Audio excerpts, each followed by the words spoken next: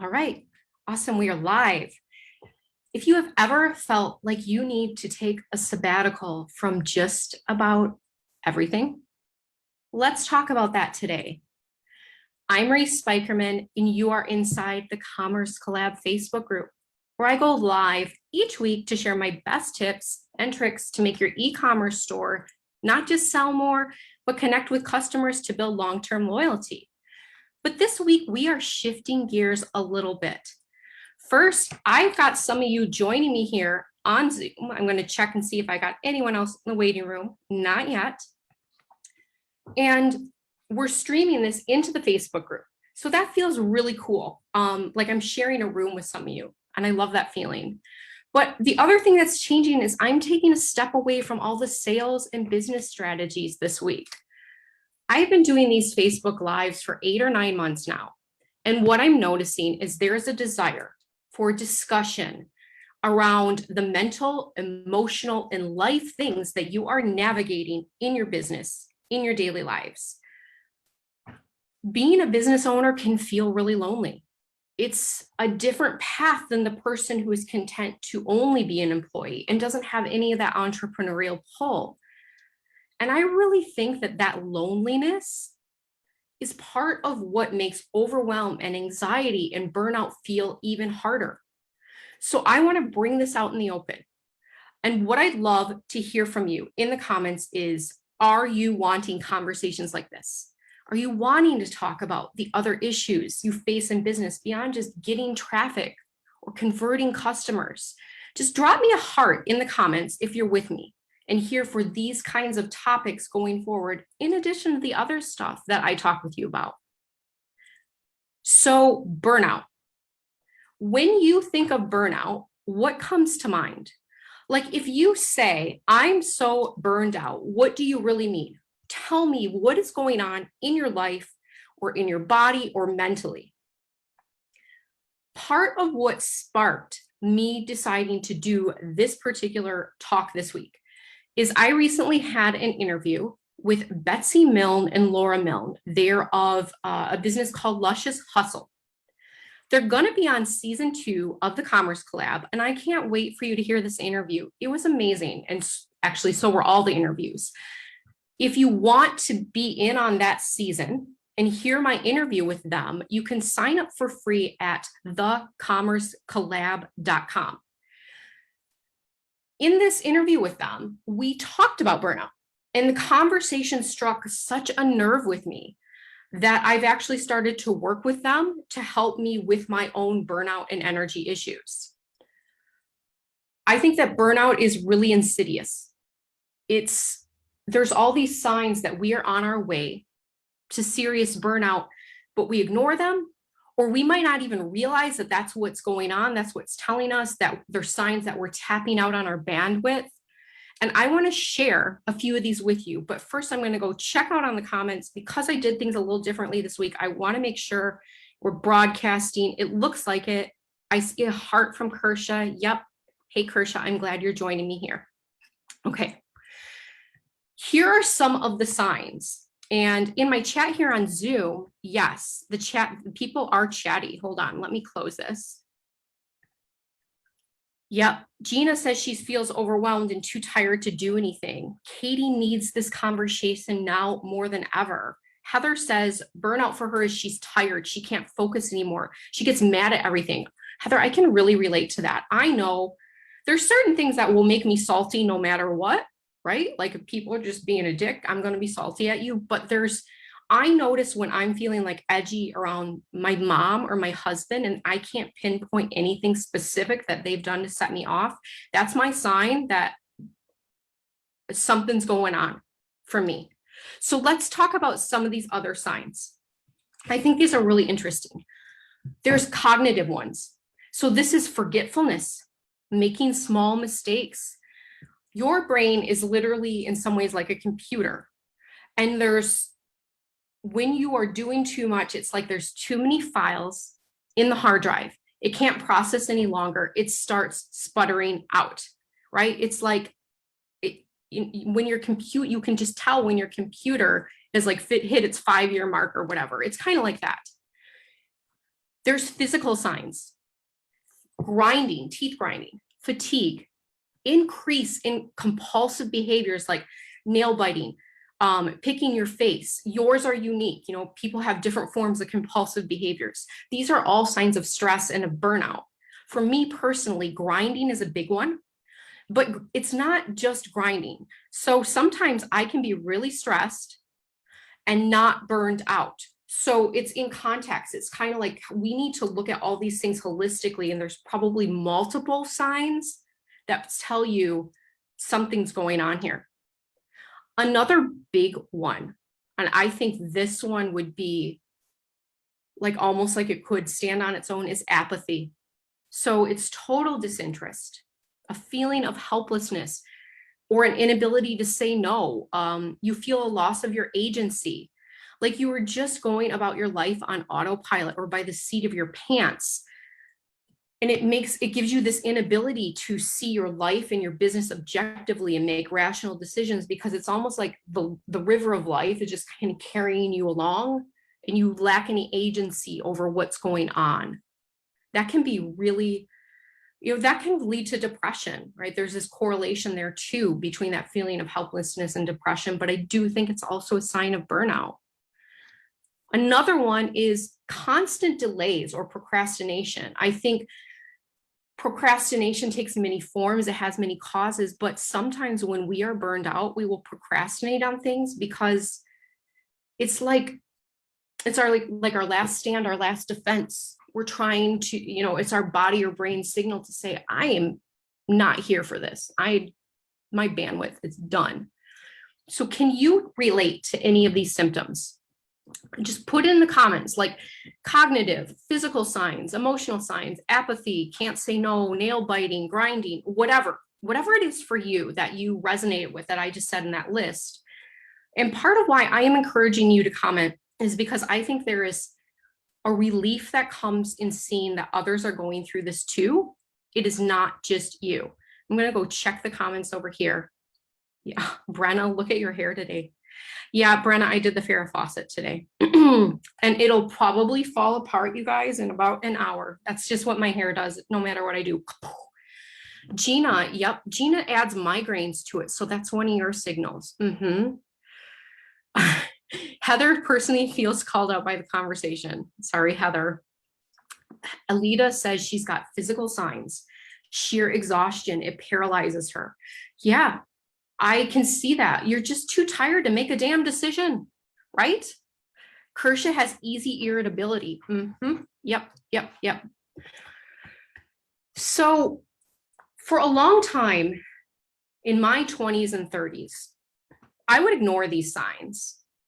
I powered through it. I was like my dad, just muscle through it, mind over matter, that kind of thing. I thought that anxiety, stress, exhaustion, burnout could be muscled into shape, like I could control it. And for me, it ultimately led to a complete battery depletion in my body. My thyroid gave up. It turned into me fainting, having tinnitus, like a ringing in my ear, losing my hearing, and all of that was pretty scary. And that was my wake-up call. And I think many of us have stories of a moment where we have this wake-up call, right? And for those of us who have not had that happen yet, that's part of why I'm doing this conversation today, because I don't want you to get to that point where you're like me, vacuuming one minute and the next you're on the floor because your body has cried uncle. I don't want that for you. When that happened, I knew I could not force my health or my body into compliance. It just doesn't work that way, at least not for very long. Brenna cries. Krisha has procrastination, exhaustion, and overwhelm. Kersha also has procrastination, lower inability to focus. Yes. Do you see, guys, like we all go through this in some way. Katie is a major teeth grinder on autopilot. Yep. Apathy, disinterest, like all of it. Feeling like there's too many files and she can't process, looking for a sabbatical ASAP. Okay, Katie. If I had a magic wand, I would deliver you and everyone here watching like a sabbatical. But I can't. we live in a culture that makes us think we can just bounce back from burnout. Like there's this magical switch, like my wand, you can turn on and off. And I think that baked into that is a problem. Like we live in a culture that dangles this carrot, bounce back from burnout. Woo, like it's a magazine article headline and it's done. And what I hate about this, I think it's such crap, is when we can't just bounce back, there's a shame and a sense of guilt and even more helplessness when that happens. And we feel like, what is wrong with me? I read the article, I did the things, and it still isn't working, right? Like we want it to work because culture tells us it should, and it's utter crap. It's so dishonest. I mean, when you're 18 or 22, sure, maybe, but as we get older, our bodies change, and that mentality of just bouncing back just exacerbates this problem. It makes it worse. So that's why it's, for me personally, so important that we have these kinds of discussions in my group program for women who have product-based businesses, because what I see over and over is, yes, of course, they want to sell consistently, they want to scale, they want to see success, but equally, if not more, they deeply crave sustainability and balance and a way to not have to juggle so much shit and not burn out. So we have those conversations over there in weekly threads and in coaching calls. And it's very, I think that there's something really strong about being in a group of other people who are telling you honestly about what's going on in their business. And you're like, holy crap, I can relate. And in some ways, when that happens, it gets softer. It almost takes the edge off, I think. I want to share with you some ways that I have found to heal from burnout that don't necessarily create additional work for you. They aren't a magic bullet. They're little things you've got to stack together over time. They're what some of them I'm doing in my business and in my life. And again, you do these little things to try and find some meaning and space for yourself again, and don't do them all at once, right? Like at the end, I'm going to ask you to pick one, maybe two that you could put into play, but let's go over what some of those are. First is a more like strategic logistic thing. It's batch your schedule. So instead of doing 20 different types of tasks in one day, group similar tasks together and create times that you'll do the work. And in fact, it might make more sense to you for you to do this schedule batching after you feel a little bit like the burnout has relaxed its grip on you, but this is more like what you can do as a preventive measure down the line. So even if you can't do this 100%, working your way to it can help reduce fatigue and stress, because when we do task switching all day long, that's when our CPUs start to burn out. I mean, that's one of the things.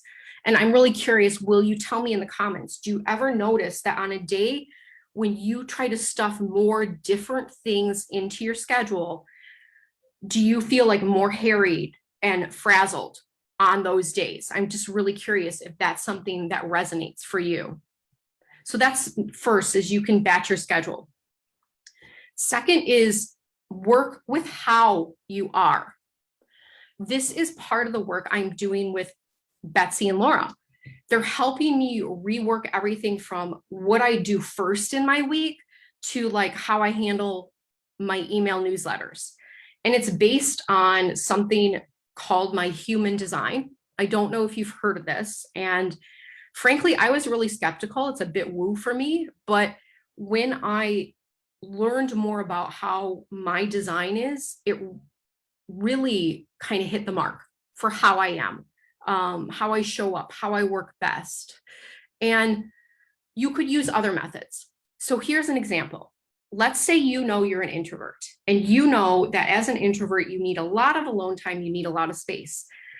Understand that if you honor that and you give yourself a bit more space and alone time, you are actually giving yourself fuel to do the other things in your work and in your life. And there's nothing wrong with you needing that space, regardless of what the world might tell you. There is not. So that was work with how you are, work with yourself rather than try to bludgeon yourself into being someone you are not. Then reassess what is important to you. What is your personal skin in the game? Are you doing what you're doing because it's what you want? Now, of course, in life, we all have adulting things that we don't want to do that need to be done. I'm not talking about that, but in general, with your work, are you doing it because you feel called to, or because it's what's expected of you? Is it yours? Is it in alignment with your values? Have you done a values check-in lately? And this is easier said than done. I recognize that some of you might be, for example, working at part or full-time jobs to pay the bills. And that work might be presenting all kinds of obstacles that are burning you out. And you can't just like quit the job, right? It doesn't make sense logistically for you to do that because it would hurt your finances. In those cases, where can you begin to bring in some boundaries to work? And if you start small, A, it feels less scary, and B, it's less disruptive in that work environment. It doesn't feel like it's coming way out of left field to your boss. It's more like, all right, maybe you start to decide to leave at 5 or whatever it is. Start with a small thing and work on like practicing boundaries to give yourself back some time and some agency. So that's reassess what's important. Are you doing what you're doing because it has meaning for you? Another one is start a NOS checklist, NOS. So this is, you're going to make a Post-it note, put it by your desk. It's going to have 3 check boxes on it. And I want you to start like 3 a week, 3 things a week that you will say no to, that you might not have before. And then over time, maybe you slowly make this like 5 a week, whatever, like just ease yourself there. One of the things, for example, that I've said no to, if it gives you an idea, is I've shifted away from Zoom meetings to checking in instead with some of my friends on Voxer or via SMS text message. It helps me manage my energy better. The Zoom meetings were killing me. And the thing is I can make this decision, but I've noticed I have to constantly be aware of it because I could easily next month or so slide into suddenly my schedule is full of Zoom meetings. So that's why I encourage you to think of like the Post-it note and to bring your awareness to the forefront about be conscious. What are you saying yes to? What are you saying no to? What are some easy no's that you can begin to say to give yourself back some time and space for you? Okay. This one is going to sound so simple, but it's hard for a lot of us. It's take care of your health. So for me personally, one of my big things is sugar. And I'm curious if like you have a thing, is it coffee? Is it sugar? Whatever.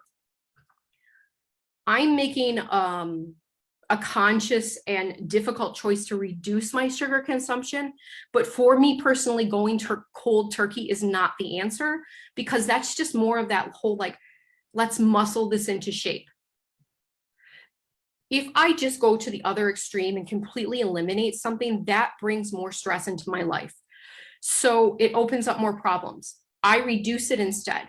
And a big part of self-care, I think, isn't just like, hey, we're going to go get a massage. We're going to go take a bath. I really think a big part of self-care is taking care of ourselves as if we were a toddler. So the toddler doesn't always want to sleep, but it needs to. It's not a fan of vegetables, but it needs them to be healthy. I think self-care is actually extraordinarily difficult because we have to guide ourselves like there's a little toddler inside of us. So what small steps could you take today to either prioritize sleep or water, nutrients, fresh air, just the simple things? I journal at night. This tiny ritual has helped me feel like I'm reclaiming something for me. And I do a little guided journal. I have guided prompts, and there are so many different guided prompts out there you can find. But here's one you could start with. What is still on my mind that I need to get out before I go to bed? And just write that list so that you're dumping it out of your brain. Find the tiniest joys. You need to find like tiny things that make you happy, because sometimes when you're burned out, it is a real big leap to be like, I'm going to be happy tomorrow and we're going to go to the park and it's going to be amazing and there's going to be sunshine. you kind of stair step your way there. And one of the ways I'm doing that is I listen now to my Spotify Discover Weekly playlist again. And it's like, this is my canary in a coal mine. If I have not made time to listen to a little bit of this playlist in a couple of weeks, I know it's a signal that I am overworking and that I'm like headed toward burnout. Can you find something small in your life that brings you joy, that you love, that becomes your signal, your canary, that if you go a couple weeks without doing it, you know it's time to reassess and reprioritize before things reach peak burnout? Just drop me a comment. Is there something that just came up for you? Like, oh yeah, I know if I don't do that, that like, it is not a good thing. I'm going to look at the comments quick. So Krisha loves thinking about the toddler within.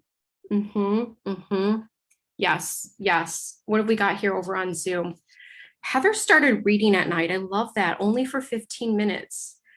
I know if I miss episodes in working too much. Heather, do you mean like if you go too long without reading at night, that you're working too much? Is that kind of what you mean? Heather noticed also that when she focuses on one thing, like the house, the kids, or business all day, it goes a lot better for her. Gina, huge. So Gina here in Zoom says, when she picks up her phone too much, she's stressed. That's her signal. Gina, you just helped me, because I think that that's a signal for me too, that I resist being honest about. Like it's a coping mechanism that I might not want to give up, but it's so true. Like I go to it. It's almost what we were saying earlier about procrastination too. Going to the phone is my way of avoidance. Yeah, Gina she says it's so mindless. That's why I go to it. Yes, it's such, we don't have to make decisions when we go to the phone. We're just getting input, right? It's just someone telling us something rather than us having to decide on anything at all. And I completely get that. I have that for me too. All right, there are one more. The final one is really interesting. I was reading about something called frame analysis. So this is something where basically our bodies and brains respond to the environment that we are in. In other words, it's kind of like a pattern that gets trained in our head. And part of why I love this is I bring this into my work when it comes to things like the conversion work and all, but it works in our life too. You can hack this thing by creating rituals. So what you can do is mark the end of a workday. First, I want to acknowledge we are in an extraordinarily, ridiculously stressful time. Our lives have been upended, and the line between work and life is increasingly blurred. With so many people at home, kids at home, even if some of that's starting to change, if you're feeling burned out, a lot of what's going on in the world is part of why, okay? But because the line is blurred between home and work more than ever before, that is contributing to our burnout, because we don't have this definitive, like we used to have in a culture where you ended your workday and you went home, right? And some of us, a lot of us would still mentally take work back with us at home, but at least there was this change in environment. So how do you hack this now? You can create rituals to mark the end of something and the beginning of something new. So for example, at 5 a.m., maybe you change into the comfy pants and you put your phone away.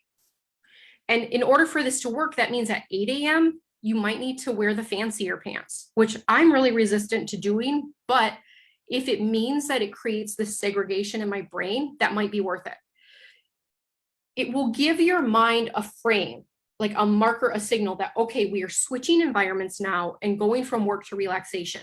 You could try other things too. So for example, maybe you light a candle every day at 5 p.m. or whatever time you choose. You do this consistently each day, and it tells your brain, it was this, but now it's this. And it helps give you that compartmentalization. It's a way to hack that. So those are some ways that you can begin to heal. It's a process. You're going to notice I didn't give quick fixes. Almost everything I talked about would be things that you have to bring into your life on a conscious, weekly, daily basis. That's hard work. It is sometimes very hard work being a human being. Like, can I just get a hand in the air? It's hard work being a human being sometimes.